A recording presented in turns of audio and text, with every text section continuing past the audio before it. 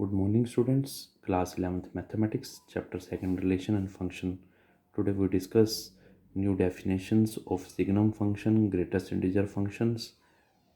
So first is signum function. Let the function f from R to R given by fx equal to +1 if x greater than 1. fx की value 0 है अगर x equal to 0 है. fx की value -1 अगर x negative है less than 0. ध्यान से देखिए सिग्नम फंक्शन क्या है हमारे पास कि fx की वैल्यू क्या है +1 अगर x ग्रेटर देन 0 है, 0 अगर x इक्वल टू 0 है, -1 अगर x लेस देन 0 है. कहने का मतलब अगर आपने x -100 लिया है तो दिस मीन्स f ऑफ -100 की वैल्यू क्या होगी. अगर x नेगेटिव है, ये x नेगेटिव है, x अगर नेगेटिव है तो फंक्शन की वैल्यू कितनी है हमारे पास -1 है. ठीक है जी. अगर आपने x -1.5 लिया है तो भी देखिए x नेगेटिव है, तो कोई भी नेगेटिव वैल्यू है x की तो फंक्शन की वैल्यू क्या है हमारे पास -1. अगर x 0 है तो दिस मीन्स f ऑफ 0 क्या होगा. अगर x 0 है तो फंक्शन की वैल्यू कितनी है हमारे पास 0. अगर x equal to positive value है, मैंने कहा +1.2 है, तो इसमें f ऑफ 1.2 क्या होगा. x कोई भी पॉजिटिव वैल्यू है, x कोई भी पॉजिटिव वैल्यू है तो रिजल्ट आपका क्या है इक्वल टू क्या है +1 है. ठीक है जी. x अगर मैंने 100 ले लिया तो f ऑफ 100 क्या होगा. x देखिए क्या पॉजिटिव है, x पॉजिटिव है तो फंक्शन की वैल्यू क्या है हमारे पास +1 है.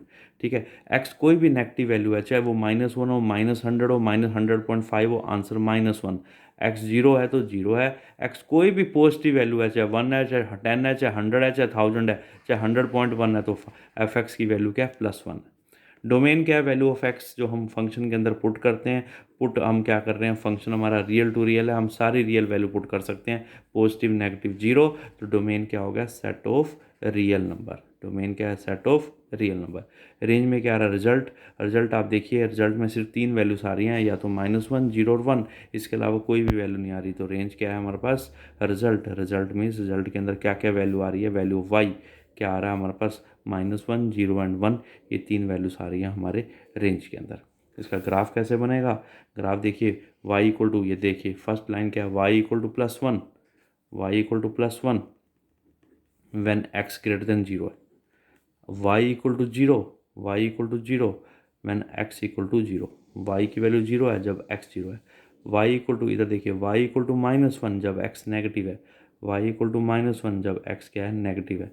y इक्वल टू कॉन्स्टेंट क्या होता है, line parallel to y axis, sorry line parallel to x axis. y equal to constant 9th में पढ़ा हुआ है, line parallel to x axis. y equal to constant क्या है, line parallel to x axis.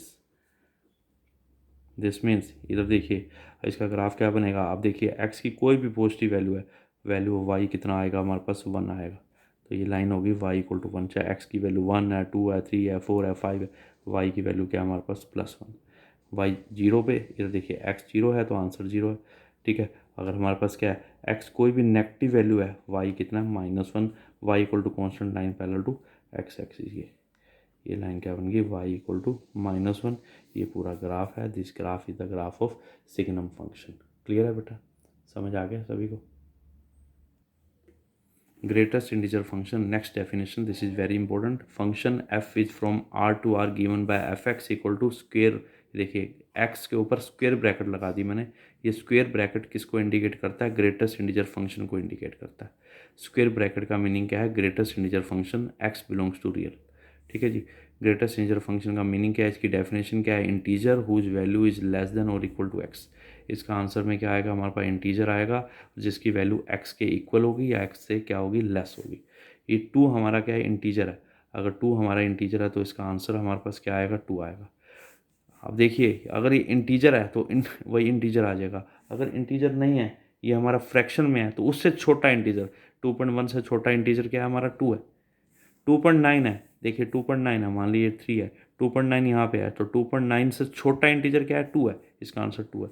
2.001 है, 2.001 यहाँ होगा 2.001, और इससे छोटा इंटीजर क्या होगा हमारा 2 होगा. हाँ जी 0 है, 0 एक इंटीजर है तो आंसर क्या आएगा 0 इंटीजर आएगा.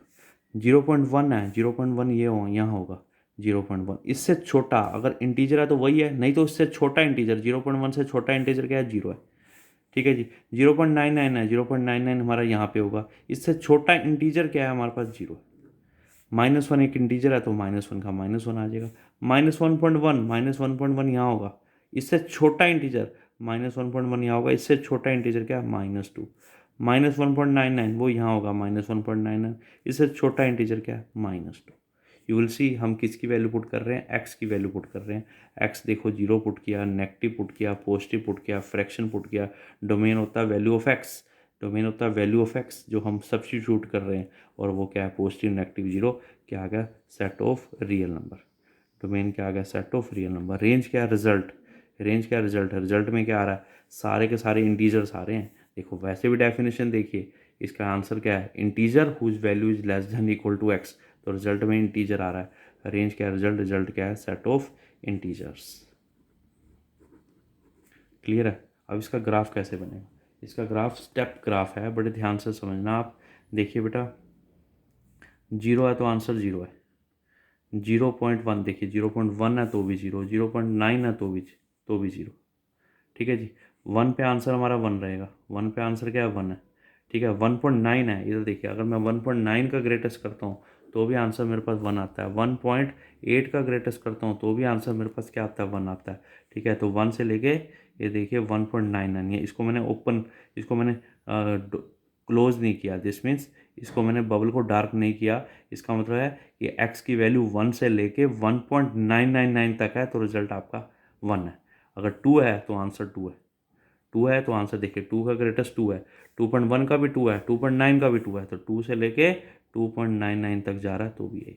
ऐसे यहाँ भी क्या है? ठीक है। नेगेटिव में भी क्या होगा? इस तरह से स्टेप ग्राफ बन जाएगा आपका। ये देखिए, तो this step graph is the graph of greatest integer function. Clear है बेटा? समझ आ गया सभी को? हाँ जी, दोबारा ग्राफ देखिए बेटे। 0 है तो 0 का ग्रेटेस्ट 0 है, ये आ गया। ठीक है जी। अगर मैं कहूँ 1 है, 1 का ग्रेटेस्ट क्या है हमारे पास? अगर 1 है, 1 का ग्रेटेस्ट क्या है हमारे पास? 1 है। 1 का 1 है।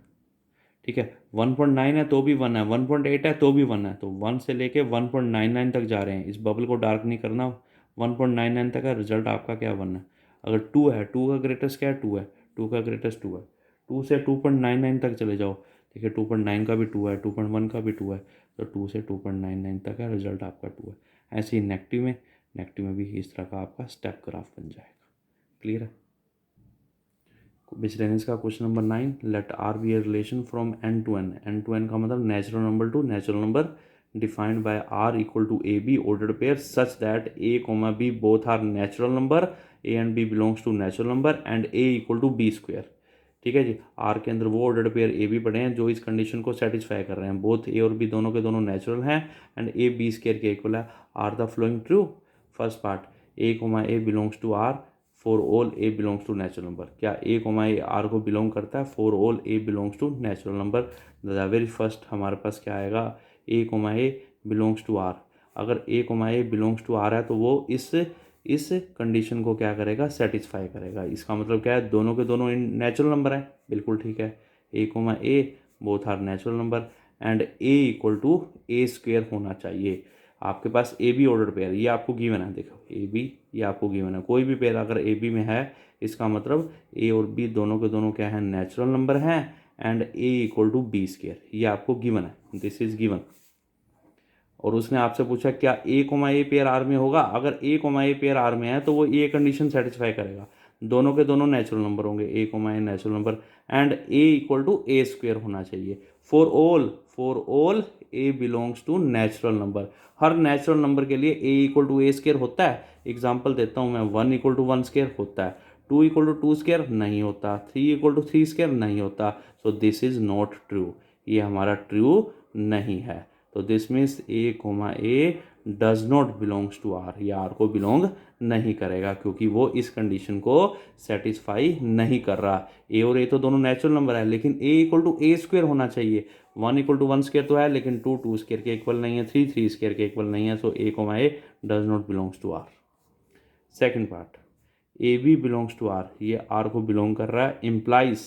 Implies b a belongs to R, ये तो आपको गिवन है, ये चीज़ तो आपको गिवन है और ये आपने टू प्रूव करनी है। इसको यूज़ करके, गिवन को यूज़ करके, अगर ए बी आर को बिलोंग करता है, इसका मतलब क्या है, आपको डेफिनेशन में गिवन है, अगर ए बी आर में है तो ए और बी दोनों नेचुरल होने चाहिए एंड ए बी स्क्वायर के बराबर होना चाहिए। A comma b both are belongs to natural number and a equal to क्या होगा, बी स्क्वायर। अब टू प्रूव करना है मुझे b a belongs to R, मुझे टू प्रूव क्या करना है, इधर देखिए, टू प्रूव क्या करना है, b a belongs to R, इसका मतलब क्या होना चाहिए कि बी कोमा ए दोनों नेचुरल नंबर होने चाहिए and b equal to a square होना चाहिए, b equal to a square होना चाहिए। ठीक है जी, b equal to a square होना चाहिए, ये स्टेप समझ आ गया। ठीक है, ये चीज़ मुझे टू प्रूव करनी है। ठीक है, और गिवन को यूज़ करके, ए बी आर में है, ए और बी दोनों नेचुरल नंबर है एंड ए बी स्क्वायर के इक्वल है, इससे मुझे ये चीज़ टू प्रूव करनी है। नो डाउट अगर ए बी नेचुरल नंबर है, चलो मैं लिख दिया b comma a b natural number है, बिल्कुल ठीक है, and a equal to b square है, तो स्क्वायर हटाया तो इधर क्या आ गया, बी इक्वल टू क्या आ गया, रूट ए आ गया, बी इक्वल टू क्या आ गया, रूट ए आ गया, बी रूट ए के इक्वल है, क्या हमने प्रूव करना था b equal to a square, लेकिन आ रहा है b equal to root a, so b comma a belongs to R is not true, ये भी हमारा ट्रू नहीं है, तो b comma a does not belongs to R. Clear है बेटा। थर्ड पार्ट है, हमें a b belongs to R given है, b c belongs to R given है। अगर एक पेयर आर में है, इसका मतलब क्या होगा, ये दोनों के दोनों क्या है, नेचुरल नंबर हैं एंड ए इक्वल टू क्या है, बी स्क्वायर है, ये मुझे गिवन है।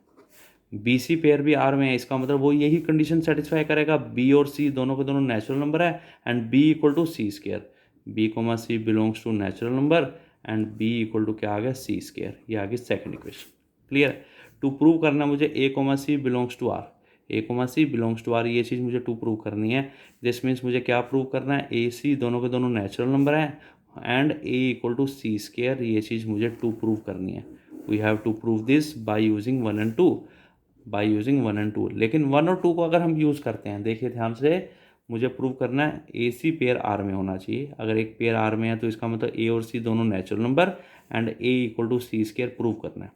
इन दोनों को यूज़ करके, ए बी नेचुरल नंबर है, बी सी नेचुरल नंबर है, उन दोनों को कंपेयर करके, दिस इम्प्लाइज ए और सी तो नेचुरल होगा ही होगा, ए बी नेचुरल नंबर है, बी सी भी नेचुरल है, तो क्या होगा, ए और सी भी क्या होगा, नेचुरल नंबर हो गया। ए बी स्क्वायर के इक्वल है, बी सी स्क्वायर के इक्वल है, तो बी की वैल्यू 2 से 1 में पुट कर दिया, मैंने कहा put 2 in 1, put 2 in 1, a equal to b square है, यहाँ से बी सी स्क्वायर के इक्वल है, तो ए बी की वैल्यू क्या आ गई, सी स्क्वायर, सी स्क्वायर का स्क्वायर, तो ए इक्वल टू क्या आ गया, C4 आ गया। मैंने टू इक्वेशन से बी की वैल्यू को इक्वेशन 1 में पुट कर दिया, यहाँ से यहाँ पुट कर दिया, बी की जगह सी स्क्वायर पुट कर दिया, बी की जगह सी स्क्वायर पुट कर दिया, put b equal to c square. ठीक है, तो सी स्क्वायर का स्क्वायर, ए आ गया C4, लेकिन मुझे टू प्रूव क्या करना था, a equal to c square prove करना था। This implies a comma c belongs to R is not true, क्योंकि मुझे प्रूव करना था a equal to c square, लेकिन मेरा प्रूव हुआ a equal to c raise to power 4, so it is not true. Clear है, तो a comma c pair belongs to R is not true. Okay बेटा, इसको question को solve कीजिए और इसको रिटर्न होमवर्क कीजिए, अगर कोई प्रॉब्लम आती है तो मुझसे पूछिए। ओके।